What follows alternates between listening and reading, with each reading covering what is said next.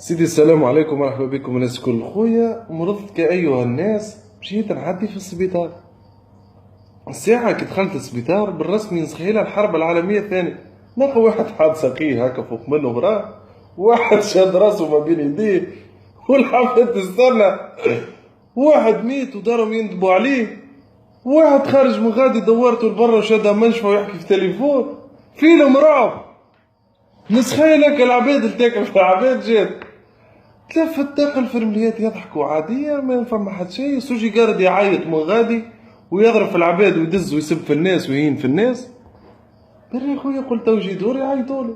تلفت واحد بجنبي تعرفت عليه، عنده مسكين جرحتين في ساقيه. هيا حيطولو سيدي ولا ما نطولش عليكم. دخل خرج بيه الدم، دخل خرجوا بيه يجريو وراك استجارات يجريو بيه فك الشريون ودزوه خويا لبيت العمليات. قلت بيت العمليات يعملوا له في غرزة؟ خويا ممكن يصير في الطب يصير. شوي اخرى نسمع فك الراجل يعيط واه كسير. دخلت طول على الراجل ساقه ما لقيتهاش، قصوا له الزوز مش لاباس قصوهم له الزوز. تو تخمشت اليسار خمشه قصوا له اليمين واليسار يعيط واك ساقي تصدمت على الراجل مسخفني.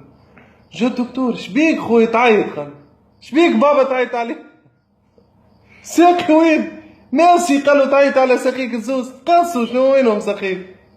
شو ساقيك قاس؟ قاسينا الاخرى خليوها قصوها. يا احمد ربي ما قصيناش. قول الحمد لله ربي ابتلاك مصروف وشهريه بليش ودوله وكرسي. اسكت عزيز ربي.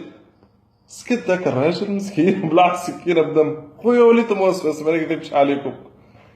جنبي خويا جا صاحبي يجري، نلقى حبيب سلام شبيك لاباس؟ قال لي المراه باش تولد تك تدخلوها ساعة نلقاك المراه اللي تتولد في العباد نلقاها بشريولة من جهة تاع المقازة جنرال تحط دينار هذيك تجري بالصغار. هاي حط غادي حط وين يجي عايشك برشا خدمة تحكي له رملية راه حطه في الصغار وين يجي في البلاكار في الكلاس الواحد.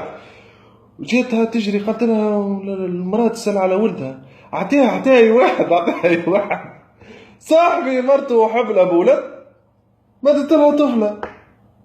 يا مدام قلت لها مش بنتي هذه عندي ولد.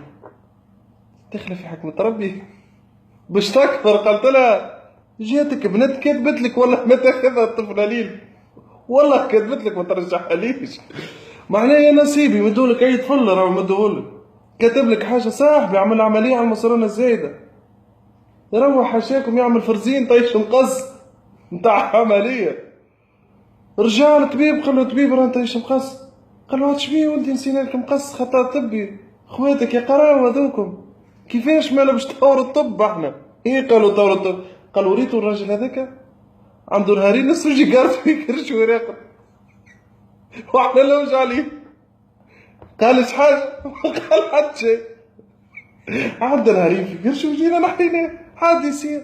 هذه مثال تلميذه مسكينه ضيعت اوراقها ورق باسبور برمي بطاقه تعريف في كرش مراه مرينا بضاعه وش نعملوا. هذيك الطب هكاك نتعلموا هكا هو هذيك هي بشويه بشويه. وكي واقف الساعه نشوفك المعامله نتاع السوجيكار العباد كانوا شاد عليهم باب الجنه باش ما يدخلوش يعديو. شكون انت توصل تحكي مع السوجيكار نجوم السماء قرب لك بالسوجيكار. جات مراه مبرفنه سيسدوز في وسطك العباد وعامله هكا قطنه في خشمه متعديه وتكبس هكا السوجيكار ومشي ليش. مدام شنو احوالك مدام؟ هاي هذه فرمليه. قالت لها شكون؟ قالت له شكون هذه؟ قال لها اخت الدكتور هذه. شبيك يا مدام لاباس مل عليك شبيك لاباس؟ والله ولدي عطست. لا مدام ادخل لا حالتك خطيره. دخلوها تجري عطست اخت دكتور هذيك تقرب للسوجي جارد والاخر بساقيه يستنى واقف عملك يستنى لتو شد ساقيه وراه. مسكين الزوالي في البلاد والله العظيم مسكين الزوالي في البلاد. كان باش يعدي في البريفي تمشي للطبيب تشوف الطبيب بعينك تدفع 60 دينار باش ترى الطبيب. معناه اعتبار باش تشوف فرعون يعني داخل نشوف فيه ب50 دينار ونخزر له ويقول لي شبيك، ونقول له مريض، يقول لي ان شاء الله ربي يشفيك ولدي، ونخرج نعطيه 60,000. يعني ماناش باش نتطوروا، وراو حكيناها بضحكه، وراو يجيبوا في استاجارات تلعب، وساعة استاجارات تعرف علاش يقراو في السيونس وعلاش يحبوا يطلعوا على حاجه برك، باش يلبس الطابليه البيضاء ويقعد يدور بها، يطلع بها في المترو، يطلع بها في التاكسي، يمشي هاي واحد يحب يشري دخان يمشي يشري له هو، يحب يخرج بك الطابليه ويرجع، نقا يشري في الدخان للعباد الطبيب يحب يخرج بالطابليه، يخرج نهار كامل يرقد بالطابليه، يمشي لصاله العرس صاحبه، يقول والله جيتك من العمليه. دخلت نلقى مرارة معلقة في باب متاع العمليات يقراو عليها متاع الراجل. يا خويا واحد بجنبي قعدت محتاج الدكتور يجري، سلام شو تليفوني ريتوش فين، قلت له هاي باش نطلبك خويا اعطيني النمرو، طف طف طف طف طلبت.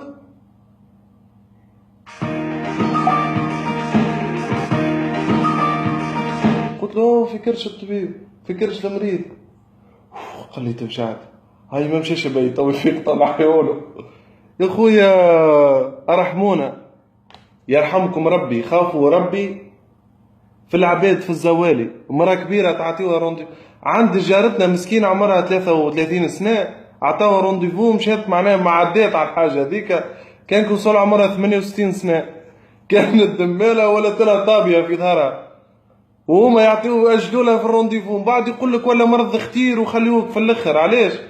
فما واحد جاء فهمتي تضرب، لا خمرة ساق قالوا نورمال موت جيني قبل ما تضرب، قبل ما تمرض ومشيوا لهم اخوي.